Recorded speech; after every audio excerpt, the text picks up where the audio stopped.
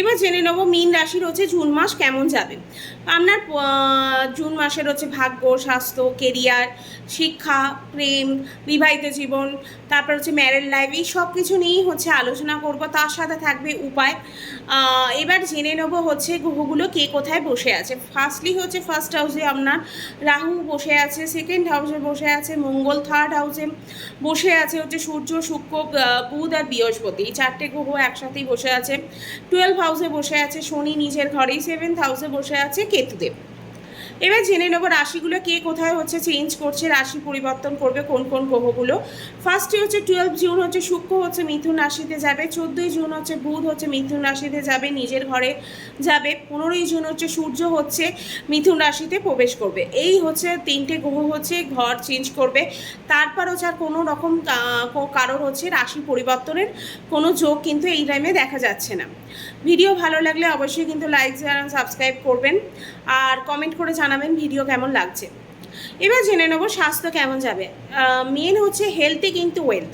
আপনার রাশি স্বামী বৃহস্পতি কিন্তু এই টাইমে থার্ড হাউসে বসে আছে, তারপর 70 রাশিতে বসে আছে। 1 বছর এখানেই থাকবে, কেননা বৃহস্পতি সবই ঘর চেঞ্জ করে মেষ রাশি থেকে বৃষ রাশিতে, মানে আপনার সেকেন্ড হাউস থেকে থার্ড হাউসে প্রবেশ করেছে, তাই 1 বছর এখানেই থাকবে। কোনো রকম রাশি কিন্তু চেঞ্জ হবে না। তাই স্বাস্থ্যের ক্ষেত্রে কিন্তু একটু খেয়াল রাখতে হবে, খাওয়া দাওয়া বাইরে গিয়ে ঠিক করে তার যে খাওয়া দাওয়া উচিত। খিদে হচ্ছে পাবে আপনার এই টাইমে কিন্তু খিদে পাবে না।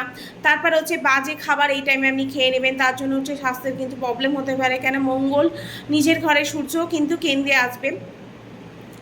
তাই স্বাস্থ্যের ক্ষেত্রে একটু সমস্যা হচ্ছে, খাওয়া দাওয়াটা একটুখানি কন্ট্রোল করতে হবে, খাওয়া দাওয়াটা ঠিক টাইমে খাওয়া, আর কী খাবার খাচ্ছি সেটাও একটুখানি লক্ষ্য রাখা। এবার জেনে নেব বিদ্যার্থীদের কেমন যাবে। আমরা পঞ্চম হাউস থেকে হচ্ছে এডুকেশান দেখে থাকি। পঞ্চম হাউসের মালিক হচ্ছে চন্দ্র, দুদিন অন্তর অন্তরই হচ্ছে ঘর চেঞ্জ করে। 14ই জুনের পর কিন্তু আপনার ভালো যাবে, কেন 14ই জুনের পর হচ্ছে বুধ হচ্ছে মিথুন রাশিতে যাবে। অ্যাডমিশান এক্সাম কিন্তু থাকলে এই টাইমে ভালো যাবে। 14ই জুনের পর কিন্তু মোটামুটি পড়াশোনার ক্ষেত্রেও হবে, ভালো হবে। তারপর যা কিছু করতে চাইছেন এই টাইমে করতে পারেন 14ই জুনের পর। তারপর হচ্ছে লাভ লাইফ।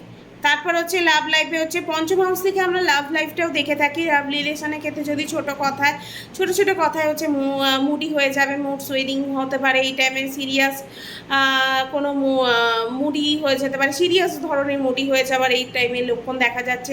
ফার্স্ট হাউসে আপনার রাহু বসে আছে, শনি 7.5 এই টাইমে চলছে। নিজের মধ্যে ঝগড়া, শঙ্কা, মিসআন্ডারস্ট্যান্ডিং 60% কিন্তু মোটামুটি ভালো যাবে। এরকম একটা টেন্ডেন্সি কিন্তু তৈরি হচ্ছে। জলদবাজি, মানে হঠাৎ করে কোনো কাজ কিন্তু করবেন বা কোনো ডিসিশান কিন্তু এই টাইমে নেওয়া চলবে না, নাহলে লাভ লাইফের ক্ষেত্রে কিন্তু একটু সমস্যা হতে পারে। 60% মোটামুটি ভালোই যাবে।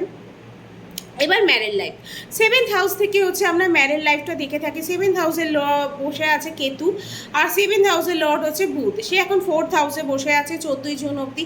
14ই জুনের পর হচ্ছে বুধে হচ্ছে আপনার হচ্ছে পঞ্চম হাউসে চলে যাবে। তারপরে তারপরে কিন্তু মধুর সম্পর্ক হবে, তালমেল থাকবে। তারপর হচ্ছে অতিপ্ত প্ল্যানেট, তারপর এটা হচ্ছে কি একটুখানি কার্ড ব্রেকআপ এরকম একটু করবে, মানে একটু সমস্যা কিন্তু এই টাইমে আপনাদের মধ্যে সৃষ্টি করতে পারে ম্যারেড লাইফের ক্ষেত্রে। তাই একটুখানি ভেবে চিনতে হচ্ছে এগোনো উচিত, ভেবে চিনতেই হচ্ছে করবেন, কেননা নাহলে একটুখানি অসন্তুষ্টি এই টাইমে দেবে। তারপর হচ্ছে বেশি ভাববেন আপনি। 4th হাউসে এলে ভালো যেমন হচ্ছে যাবে। তারপরও এই হচ্ছে একটুখানি ম্যারেড লাইফের ক্ষেত্রে এগুলো একটু সমস্যা হবে। 4th হাউসে যখন আসবে আপনার সপ্তমপতি, তখন কিন্তু আমরা ম্যারেড লাইফে মোটামুটি যে প্রবলেমগুলো হচ্ছে সেগুলো সলভ হয়ে যাবে। এবার জেনে নেব ভাগ্য।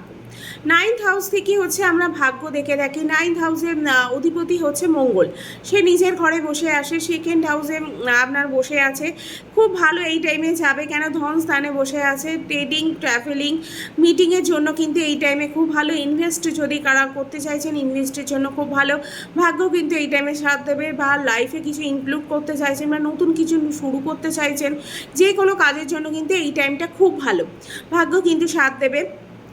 তারপর কেরিয়ার, এবার জেনে নেবো কেরিয়ার আপনার কেমন যাবে। কেরিয়ার হচ্ছে 10th হাউস থেকে হচ্ছে আমরা কেরিয়ার দেখে থাকি। 10th হাউসের লর্ড হচ্ছে বৃহস্পতি, 3rd হাউসে বসে আছে আপনার ভাগ্যস্থানে।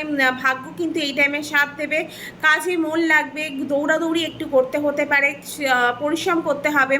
তারপর কেরিয়ারে কমজোরি একটু আছে, আপনার কাছে যা আসবে যা ভাগ্যের জন্য কিন্তু আসবে, কেন কেরিয়ারে আপনার পরিশ্রম প্রচণ্ড হার্ডওয়ার্ক এই টাইমে করতে হবে। তারপরে যে একটু মুড সুইং এই টাইমে হওয়ার চান্স আছে, ট্রাভেল হতে পারে। তারপর ডিজিটাল অনলাইন যারা কাজ করেন তাদের জন্য কিন্তু খুব ভালো, কেননা 3rd হাউস হচ্ছে ডিজিটাল অনলাইনের কাজ দেখা হয়, তাই 3rd হাউস থেকে হচ্ছে জন্য খুবই ভালো। যারা 3rd হাউসে কাজ মানে ডিজিটাল অনলাইন কাজ করেন তাদের জন্য খুবই ভালো। 4th তারপর যে গ্রহ আছে এখানে 4th হাউসের যে লর্ডসে এখানে বসে আছে, তাই খুব ভালো। ইউটিউবে যারা কাজ করেন তাদের জন্য ভালো, অনলাইনে যে কোনো কাজ করেন তাদের জন্য খুবই ভালো। ভাগ্য কিন্তু এই টাইমে খুব সাথ দেবে, তাদের কেরিয়ার কিন্তু এই ক্ষেত্রে কিন্তু খুব ভালো দেখা যাচ্ছে।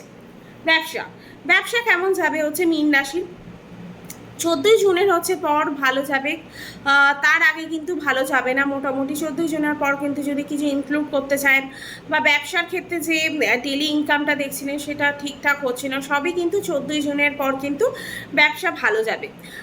তারপর হচ্ছে উপায়, কী এমন উপায় করব যার জন্য হচ্ছে আপনার যে প্রবলেমগুলো ছোটো ছোটো হচ্ছে সেগুলো সলভ হয়ে যাবে। প্রথমেই হচ্ছে গুরুর বীজ মন্ত্র করব, বিষ্ণু সহস্র নাম, আর পক্ষীদের হচ্ছে পাখিদের হচ্ছে একটু দানা একটু পানি মানে জল একটু দিতে পারি, ওটা হচ্ছে দিতে পারেন। কিন্তু যাই দেবেন কিন্তু ছাদে দিলে ছাদটা কিন্তু অবশ্যই পরিষ্কার রাখবেন, নাহলে কিন্তু আপনার রাহু অ্যাক্টিভ হয়ে যাবে, সেতে কিন্তু প্রবলেম আরও ক্রিয়েট করবে। তাই দানা পানি দিলে কিন্তু খুব ভালোভাবে ছাদকে কিন্তু পরিষ্কার রাখতে হবে। আর তারপর হচ্ছে শনি যদি দুর্বল থাকে তাহলে কিন্তু শনির বীজ মন্ত্র করতে হবে। যদি আপনার কুষ্টিতে শনি যদি কোনো রকম নেগেটিভ পর্যায়ে থাকে তাহলে কিন্তু অবশ্যই কিন্তু শনির বীজ মন্ত্র করতে হবে, নাহলে কিন্তু শনির আপনার 7.5 চলছে, এই টাইমে কিন্তু আপনাকে সেই ধরনের সাপোর্ট কিন্তু দেবে না।